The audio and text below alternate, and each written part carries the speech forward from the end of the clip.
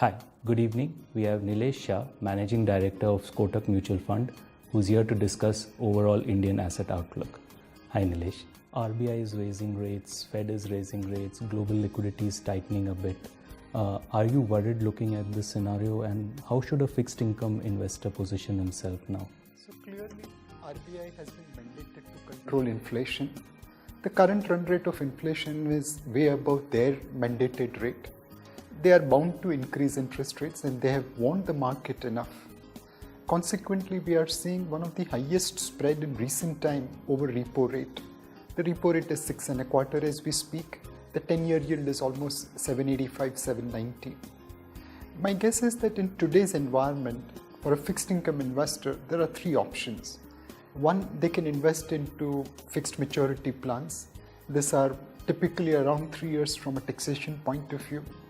By the time you invest, you virtually know what kind of return you are going to get, and on a post-tax basis, they outperform fixed deposits quite reasonably. The second option is to look at credit risk funds. Earlier, they were known as credit opportunity funds.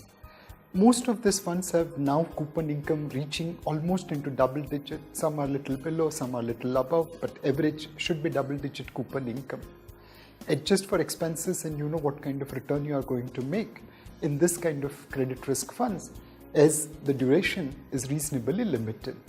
Of course, there is a credit risk, but by and large, we believe mutual funds have managed credit risk significantly better, and that trend should continue in the days to come. The third option for a brave heart investor is to take a call on the duration funds, which is bond and gilt. In the near term, bond and gilt funds will be extremely volatile.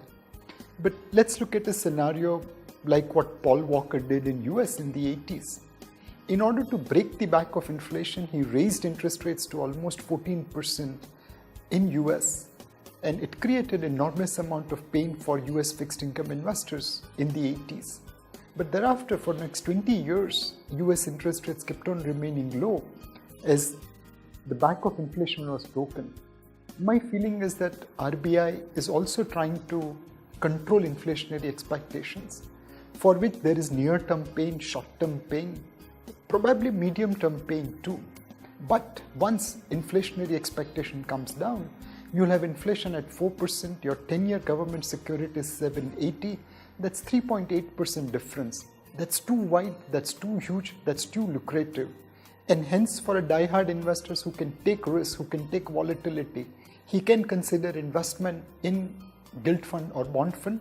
Don't put lump sum money like you can put into debt FMP or credit risk fund.